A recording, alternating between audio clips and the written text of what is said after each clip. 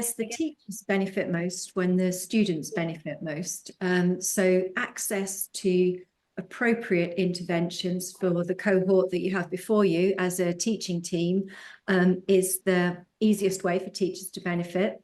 If the interventions are relatively straightforward to deliver, so that they can be delivered by a range of staff, whether that be classroom assistants, teachers, or perhaps in some case parents.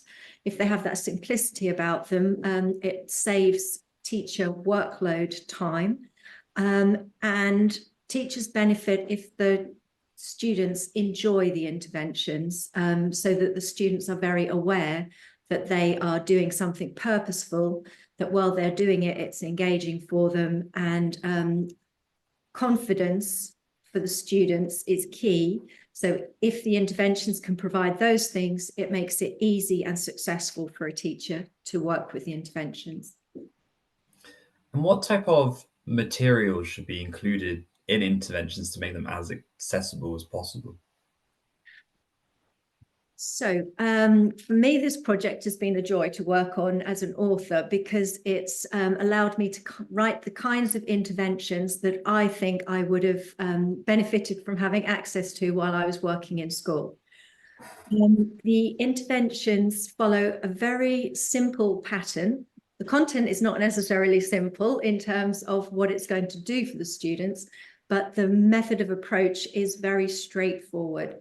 For example, within English, and I know Naomi is going to talk in more detail about the content for maths later, within English, each intervention has a PowerPoint for the person leading the intervention with all of the materials that will be required to deliver it.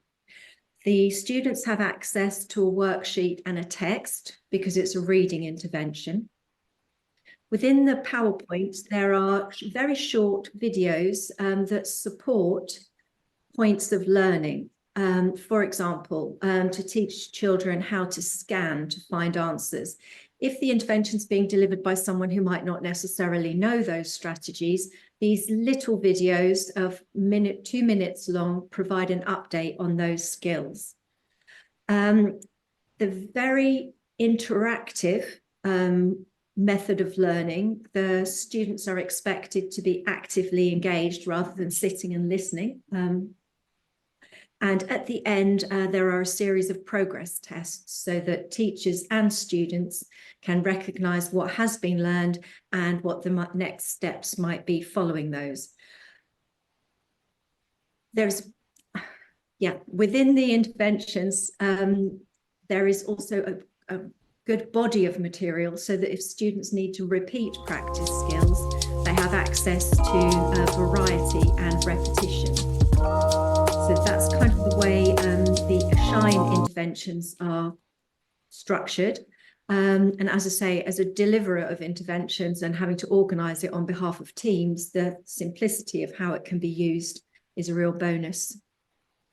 I think if I can just come in here, for both Marie and for me, in English and in maths, one of the key things is not to kind of teach it exactly the same way as students will have met before. It's kind of the issue of if somebody doesn't understand you, just saying the same thing but louder, it doesn't really work.